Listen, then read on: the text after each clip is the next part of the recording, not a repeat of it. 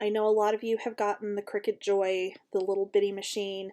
I know there's a lot of you out there that have either the Maker or the Explorer Air and have never taken them out of the box. And with the social isolation and everything, this is the perfect time to get these out and learn how to use these machines. They will bring your crafting to a completely different level that, I mean, you have no idea. There's a lot of different things you can do. We are going to go through just the basics of how to use Design Space because I know that intimidates a lot of people. I know there's about 1,000 other videos out there on this, but I am doing this specifically for all of you in the Scrapbookers of Country Craft Creations group, just so that you have kind of a basic understanding of how to use Design Space, and then we'll get into some of the more, I don't want to say complicated, but some more advanced things in a later video. So let's start with, if you're using the Cricut, or using Design Space that is, on your computer, it is now computer-based as opposed to web-based. So you do need to go to the Cricut website. So just Cricut.com. You'll go over here to Design. It will bring you to this screen here, which I'm on my Mac, so if you're not on a Mac, of course, it's not going to say Design Space for Mac. It's going to say Design Space for PC. You would click Download, and it will download the program to your machine. Once you have the program downloaded, it's going to have you sign in. Once you sign in, this is what you're going to see. If you've already downloaded it, of course, you're going to see your projects. If you have not and you're brand new to this, all it's going to show you, it's going to start with anything that is a ready-to-make project. Everything on this screen is divided out into projects based on different categories. So because I have Cricut Access, it's showing me all of the projects that are, or it's showing me a selection of projects that are free in Cricut Access. Because I have, it will show me things in, to use the infusible ink, which I still have not used it yet. It's going to show me maker projects. It's going to show me card projects. It's going to show me iron-on projects.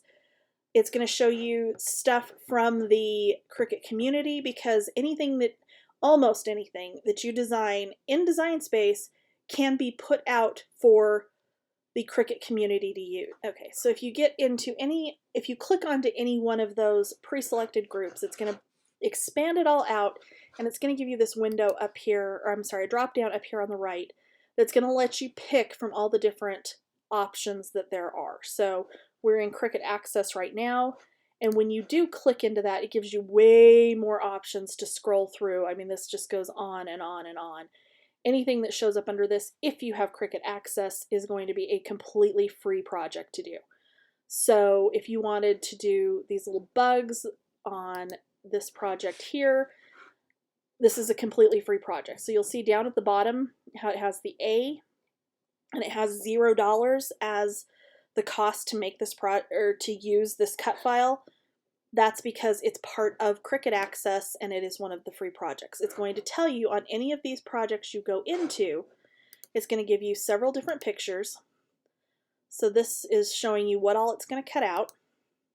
And then it's going to give you the description. It's going to tell you what materials you need, what tools you may need. So in this case, it's going to be the Easy Press of some kind. This is the Easy Press Mini. If you have the bigger Easy Press, clearly you can use that. A way to weed your vinyl, well, your iron-on, scissors, pillowcase. It's going to walk you through what all you need to do to make this project. It does give you an option on here as well to print the directions for this, so that you do have that option as well. If you were going to go ahead and go and make this, you would just click Make It.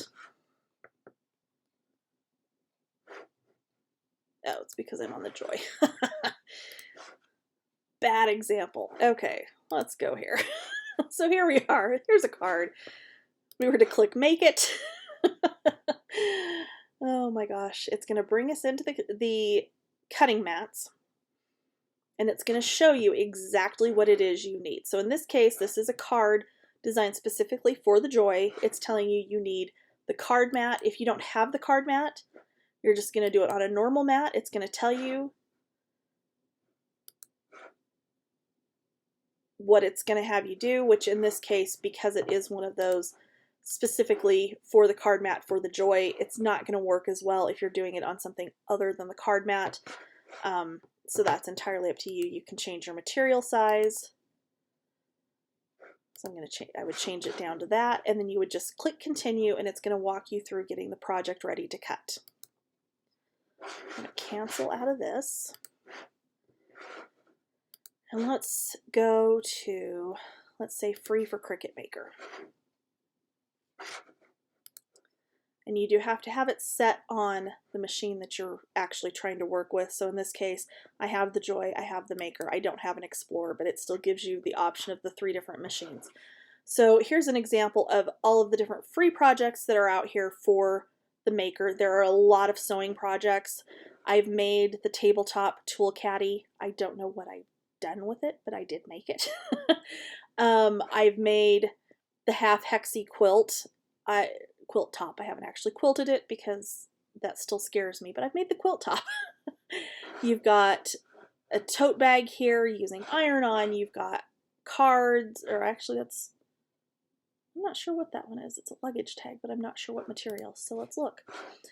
So in this case, you need a luggage tag, you need transfer tape, scraper, weeder, standard grit mat, vinyl, and you would cut all of these little pieces and you would put them on your luggage tag, and there you go. You'd have your luggage tag done, ready to go. You know, there's quilt patterns in here that, like this one in particular, is a free pattern. There are tons of quilt patterns in here that you can actually purchase, and the machine will actually cut everything for you, and you just sew it together, and it's phenomenal. Let me show you one that I've actually done. Oh, where did it go? So this is the quilt pattern that I actually purchased and made the quilt top for this. I used totally different fabric. I did not use Anna Griffin fabric. But as complicated as all of these pieces are, like if you were to try to hand cut this and how much time it would take you, I literally cut and sewed together the entire quilt in about 9 hours. The entire quilt top in about 9 hours. It was just amazing. So I cannot stress enough, if you have any interest in doing any kind of quilting, by all means get the Maker. Holy crap, it's just something else. So, all right, so we're gonna go back to my projects. And I'm sorry, no we're not. We're gonna go back to home. And we're gonna work on a project. We're going to go through the basics of how to use Design Space while we do this project. So we're going to click New Project, and that's going to open up your canvas. So you're going to see on your left-hand side, you have Templates, Projects, Images, Text, Shapes, and Upload. If you go to Projects, it's going to take you back out to this screen where you can select from the different categories. Here we've got just free in general. They've got all of their face masks free right now. They've got a gift tag set, they've got calendars, just all kinds of stuff. Images. They've changed the look of this screen. Honestly, I think they've made it a lot easier to kind of navigate. You've got, there's always going to be free images every week. Right now, this week in particular, there are 3,454 free images in Design Space that you can cut. And then of course there's themes in here as far as, you know, fantasy, home, seasons, that sort of things, occasions. So you go under holidays and you've got, you know, Christmas, you've got Halloween, you've got, you know, 1,000 different things out here that you can choose from. And then you can filter all of these things down based on, you know, whatever it is you're looking for. So let's say we're looking for a dog. And it's going to show me 1,250 different dog images within Design Space. And let's say I don't know for sure. Let's filter this down. So ownership, we're going to say purchased. So this would be any image or cartridge that has that image on it that I own. So let's look at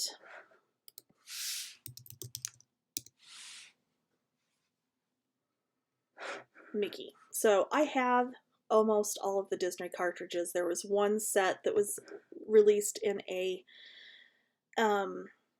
digital mystery box that actually had just different ones off of various cartridges. So you'll see here like this little Mickey icon here, how it shows it's $1.99. It's because it was part of that set that was released through a digital cartridge. I actually have it out here on the Mickey and Friends cartridge that I purchased a zillion years ago.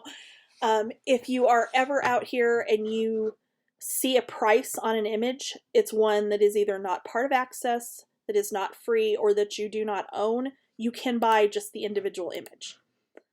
If you wanted the entire cartridge,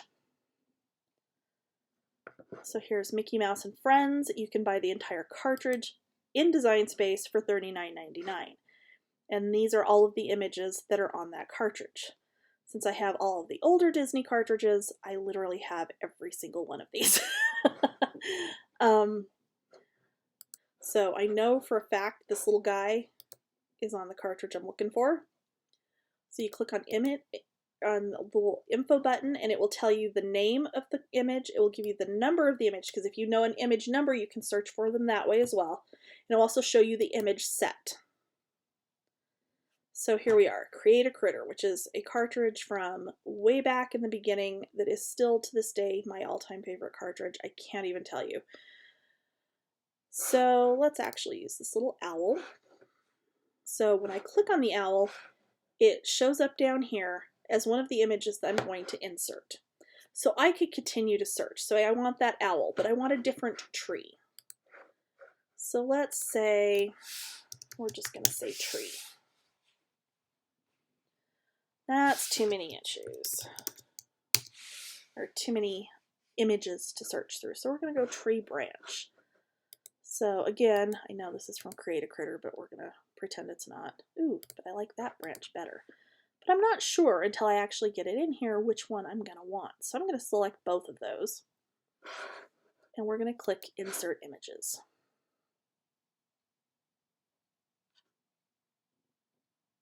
All right, so it's going to bring all of them in. They're all going to be kind of sitting on top of each other. All you have to do is click and drag to get them out where you want them. So I'm pretty sure I'm going to want this one, and we're going to get rid of that one. So to get rid of it, all I did is click on it, and I've got a red X here that I can click on that to get rid of it, or I can go over here on the right, top right corner and click delete, and that will also get rid of that image. Okay, so I've got my tree branch, I've got my owl. Okay, so now we've got our owl and we've got our branch. So say we know we need this branch to be no wider than 5.5 inches. You'll see here when it's selected, the measurement shows up right above the branch, and it also shows up in the bar at the top of the screen. We can change the size of this two different ways. We can take this little arrow in the bottom right corner of the image, and we can drag this to whatever size we think is going to work. Or if we know for sure we have a specific size, you're going to come up here into width, and you're going to go 5.5. So then we know our little branch is going to be 5.5 inches wide, which is exactly what we want. I think that's about the right size for our owl. I think our owl is a good size. So let's say we need to edit this. We need more than one branch. You can come up here, click Edit, and click Copy, and then paste, and it will create a second branch for you. The easier way to do that is just select it, come over here on the right hand side and click Duplicate, and there's your branch. Say we want to be able to move these leaves out of the way so we just have just the branch with no leaves on it. But as you can see, this is all attached. You're going to click on your image over here on the right hand side again. You're going to click ungroup. What that's going to do is break this image out into its different separate layers. Okay? So then I could say, okay, so I just want this branch with no leaves on it. I can then delete these layers, and then I just have my branch for my little owl to sit on. I could do the branch like so, cut them both, one with leaves, one without, and then layer them on my card so that I have kind of a double branch going on. If I'm not sure how I'm going to like the looks of that, I can take this, I can make sure. So I've got I've got a piece selected here, I'm sorry, that I want to send this to the back. Because see how when I put that over my other branch, it hides it? Up here on Arrange, I'm going to click Send to Back. So that's going to put my branch with the leaves behind my branch without the leaves. Well, I'm not sure how I want this to look, so I'm going to move the branch with the leaves back to the front. And I'm going to flip this vertically. So my branch is going the other direction. And I'm going to line this up and say, okay, if I put this on my card front like so, how is this going to look? Do I like the way this looks? I'm going to move the owl to the front since he would be sitting on top of the branches. And I think that looks okay. But I don't like the color of the owl on the screen. Clearly, you can cut this out of whatever color you would like. But you might want to change what color it is on the screen so you have a better preview of what your finished project's going to look like. When I click the whole thing, I don't get an option to change the different layers. I can come over here on the right, in the Layers panel and click the layer that I want to change. So let's make him a light purple or a dark purple. And we're going to make the little layer underneath light. And we're okay with his orange feet and beak, and we're okay with his little brown wings. So now we have a better idea of when we cut our project out and put it on our card front that these are the colors we're going to use, and this is a representative of what our card front is going to look like. So let's say we want to keep all of this together just like this, because this is the final configuration when we actually put this on our card. You're going to select everything, and you can do that by either drawing the box around it so all of it is selected, or you can come up here and click Select All. That works for us right now because these are the only images we have on our canvas. If we had other things here that we didn't want to mess with, then you wouldn't want to select all. So that's where we want that. We're going to click Group, and what that's going to do is, now this is all together, and we can drag this around wherever we want, and it will keep it all together the way we've got it put together right now. So let's build a card base. We're going to click Shape, and this is going to give us several options. So let's say we wanted to do just a basic card. I'm going to select a square, and it's going to bring that square in right here. So clearly this is not a card base. Let's say we want our card to be a 6x6. So it needs to be, actually that won't work, 5.5 by 5.5. If I do just 5.5, it just makes it into a 5.5 inch square. To unlock the aspect ratio, which is what keeps a shape or an image from getting distorted, we want to unlock the image. So you can either do it here at the bottom left-hand corner of the square, or you can do it up here on size. There's just that little lock. You can click it so it's open, And then we would want this to be 11 inches wide by 5.5 inches high. So we would have a 5x5 card base when we're finished. So I've got my size set. I'm going to lock that aspect ratio. And then I don't have to worry if I wanted to size this up or down. It's going to stay at the same aspect. Okay. So now we need a score line. How do we do this? You're going to come back under Shapes, and you're going to select Score Line. Okay. So here's our little score line. It defaults to 3 inches high. We know it needs to be 5.5 inches high. So we're going to change the height up here. And we're going to draw a box so we get part of both our card base and our score line, and it's going to select all of those. We're then going to come up here, we're going to click a line, and we're just going to click center vertically, and then we're going to click center horizontally. And that's going to put that in the center of that 11 by 5.5 inch square.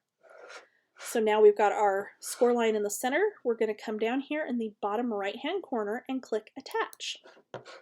And that is going to make sure that that score line stays where we want it to stay. So now we can see if our owl is going to fit on here the way we want it to. Except, where did our owl go? It's behind our card base. So we're going to click Arrange, and we're going to click Send to Back, and that's going to put that the card base at the very back of our image. Now, our owl is just a little bit too wide. So we're just going to take, since this is all grouped together, and just downsize that ever so slightly so that it fits on our card front. Okay, so let's say we want a panel that's going to be on the inside, and we're not going to cut this out of this horrible gray color. So I'm going to come over here, select just my square, and I'm going to change the color to, well, I don't see a cream color, so I'm going to say advanced. And we're going to change it to that, because that's very close to the linen artisan cardstock. Okay? And we want this little panel that's going to set just on the inside of that card there. So our card, we know, is going to be 5.5 by 5.5. So we're going to make this 5.25. And then that's going to sit in there perfectly. We're going to change the color of this to a nice light yellow. Orange? No. Blue? No. Pinkish? Yeah, that works. But uh-oh, we've covered up our owl again as we try to layer this so we can have an idea of what our card's going to look like. We don't want to send it all the way to the back, we just want to move it backwards. So move back, it puts it down one layer, and then that's where our card mat is going to be. Let's duplicate that so we have one for the inside as well. But we want to write with the Cricut a sentiment on the inside of the card, and we want to write something on this panel. So let's go to text, and we're going to write, oh, thinking of you. Okay. As this is right now, this is going to cut this font, which if you wanted to cut and layer your letters on there, you absolutely could. But it's also way too big. So we're going to size that down, but I don't want it to cut. I want it to write. So when you're clicked onto a font or a text box, it's going to give you some more options up here. You're going to have letter space, you're going to have line space, you're going to have alignment, you're going to have curve, which you do not have curve on the iPad or the iPhone app. You only have that on the desktop app. So I'm going to curve that just like that. And then I'm going to shrink my letters in a little bit closer together. Okay, so we've got our font. We're going to set this. We want a writing style font. So we're going to filter, and we're going to say writing style. And we want a Cricut font. So that's going to narrow down any of the fonts that have a writing style that are Cricut fonts only.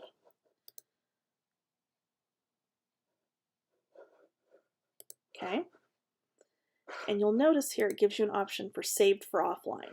Since this is always connected, I don't have mine saved for offline, but you totally can do that. So I don't like that one. I'm going to keep changing it. Let's try. You'll see two over here. Anywhere there's an A, this is a Cricut Access font. This one in particular right here, Blossom, to get this entire font set, I would need to pay $4.99. Believe me, there are enough fonts in here if you have Cricut Access that you literally don't need to buy fonts.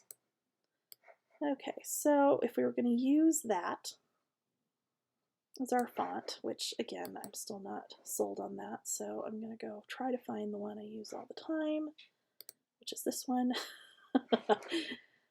All right, so this one, I like this. But I need to get this centered on this panel. So my font is selected. I'm going to hold down Control on my keyboard, and I'm going to select, not that square, the other square. And I'm going to align this. Well, maybe I am. Easier way to do this is actually to get them out here by themselves. And then I'm going to align this. So I want to center this vertically. No, I don't. I want to center this horizontally. And I want to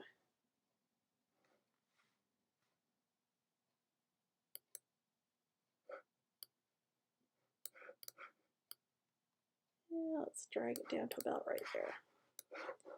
And then I want to center horizontally.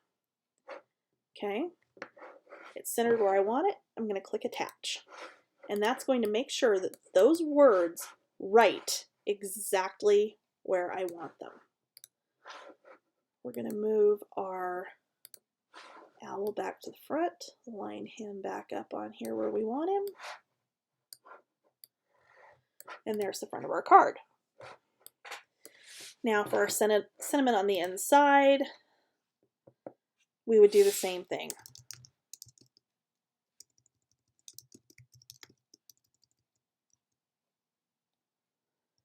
You would just type whatever your sentiment's going to be. You would decide how you want it aligned. So let's say, I hope you're having a wonderful day. All right. Clearly this is too big. I'm going to size it down. I don't want it lined up that way. I'm going to click Alignment and I'm going to center. And it's going to center all of your font. Then you can line it up on there. You're going to align it, center it horizontally again. And then you would attach again. And then it's going to do the same thing for your panel that's going to go on the inside of your card. It's literally that easy.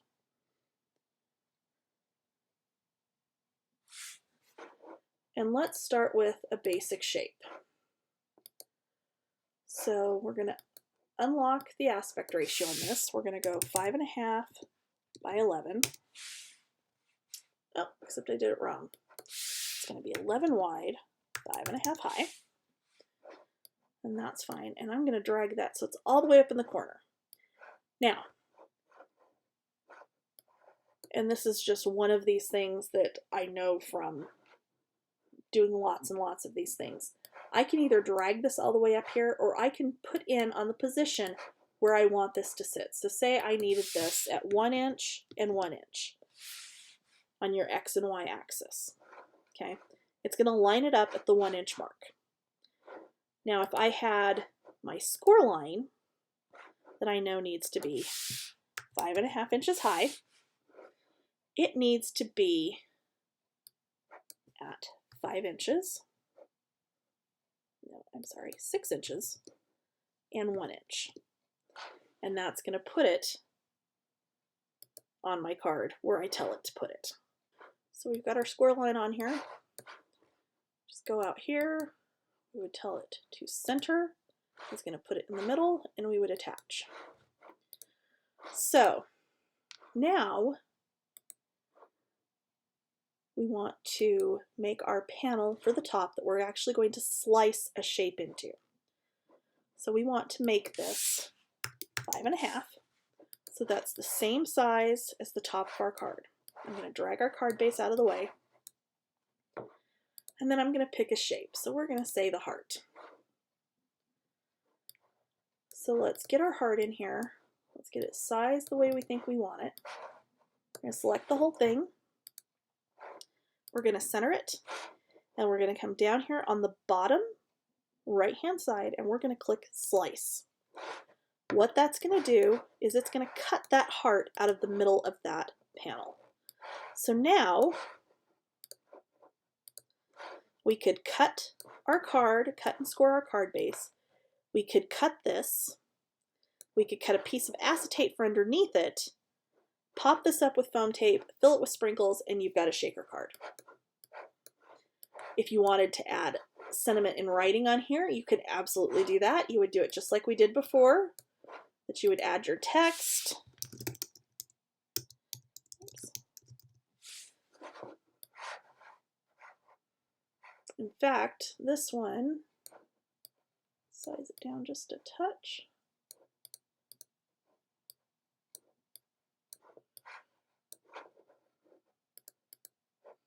We're going to center it horizontally. Actually needs to be just a tiny bit smaller.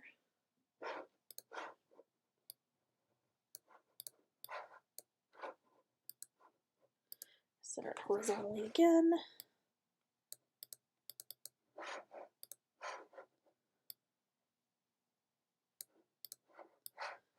Down just a little bit more. And then we're going to slice. We're going to end up with a negative space where the I love you was that will be part of our shaker top. So again, you would just cut this out. You would back that with acetate, foam tape around it, and you've got a shaker card. That simple. So say we wanted to make these two hearts one piece, rather than it cut and then we would have to layer them. We want them one piece for whatever reason. You're going to select them all, you're going to click Weld, and that's going to put those two pieces together forever. That won't cut the second, like the round edge of that second heart. Okay, so now say we have another piece that we want to use.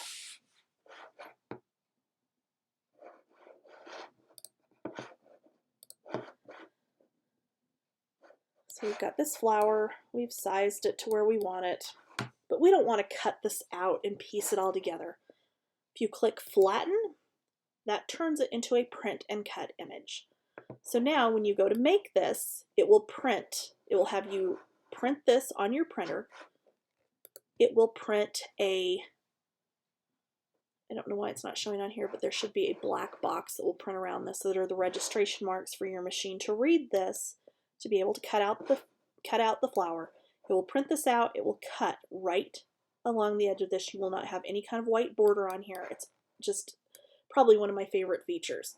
And then you could add this on your card. So say you wanted that on the inside of your card, and then you'd write your little handwritten message in there. Now say, oh, I've cut this in here and I really don't want to use that I love you that way. So what we're going to do is click Contour. when I go to contour, it's going to show me every line that's going to cut. If I don't want everything to cut, all I need to do is click on that and it will erase, not erase, it will hide those cut lines. Okay, so I erase the center of love and you and that little center piece of the E, so that when you cut this as your shaker, you're not going to have to worry about making sure those little pieces are glued on top of your acetate in that space, in that negative space. Okay, and say, oh, I decided, change my mind, I decided I don't really like that. It's very easy to go in here and just click on those things again, and it puts them right back. The only thing we have not covered at this point is uploading. I've gone over this in other videos, most recently the card wallet design team project that I did. To upload an image, you come in here, click upload, you're going to click browse, and depending on the type of image that you're bringing in, if it's something you're planning on printing and cutting, that's going to function a little bit differently than something that is a cut file. So I'm going to come in here and I'm going to say we're going to do this little doodlebug mermaid.